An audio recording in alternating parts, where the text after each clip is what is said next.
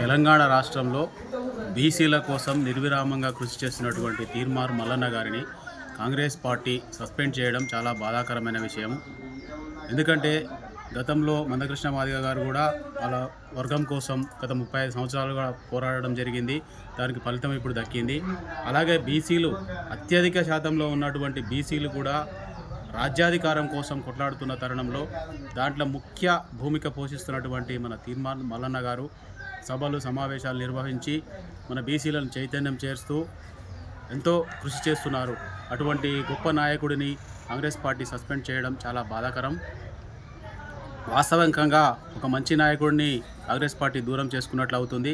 గతంలో బీజేపీలో ఉన్నా కూడా కాంగ్రెస్ పార్టీ కష్టకాలంలో ఉన్న సమయంలో బీజేపీని వదిలి కాంగ్రెస్ పార్టీని సభ్యత్వం తీసుకొని కార్యకర్తలాగా కృషి చేసి ఇప్పుడు ఎంతో పట్టుదలతో ఒక ఎమ్మెల్సీగా గెలిచిన వ్యక్తిని కాంగ్రెస్ పార్టీ సస్పెండ్ చేయడం చాలా బాధాకరమైన విషయము. ఏది ఏమైనా ఈ తరుణంలో బీసీలు ఏకం కావడానికి ఇది ఒక మంచి అవకాశం. ఏ పార్టీలో ఉన్నా ఎంత హోదాలో ఉన్నా అందరు బీసీలందరూ ఏకమై రాజ్యాధికారాన్ని చేజిక్కించుకునే వరకు కొట్లాడాలనేది నా ఉద్దేశం. మనమంతా ఏకమైనప్పుడే మనకు రాజ్యాధికారం దక్కుతుంది. తీర్మార్ మల్లన్న గారు కూడా కాంగ్రెస్ పార్టీని విమర్శించలేదు.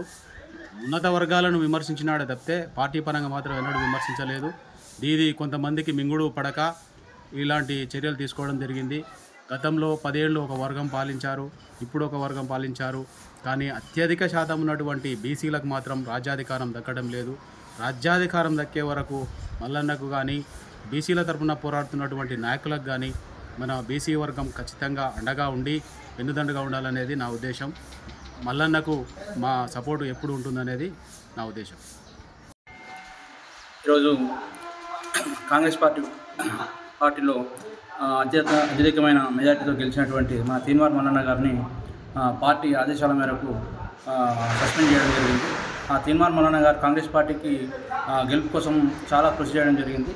మరి బీసీలకు ఎక్కువ ప్రాధాన్యతనిచ్చే కాంగ్రెస్ పార్టీ మరి ఎందుకు ఇలా చేసిందో ఒకసారి పునరాలించుకోవాల్సిందిగా మనం కోరుతున్నాము. రాహుల్ గాంధీ గారు ఎప్పటికైనా మన బీసీలకు ఎక్కువ ప్రాధాన్యత ఇస్తామని చెప్పేసి మన ఎలక్షన్లలో కూడా ప్రకటించడం జరిగింది. మరి కాంగ్రెస్ పార్టీ దీన్ని పునరాలించుకుని మళ్ళీ తీర్మార్ మల్లన్న గారిని మళ్ళీ కాంగ్రెస్ పార్టీకి ఆహ్వానించే విధంగా మనం దీన్ని పెద్ద ఎత్తున ఉద్యమంగా తీసుకోవాల్సిందిగా మనం దీన్ని భావిస్తూ ఉన్నాము. జై బీసీ, జై బీసీ.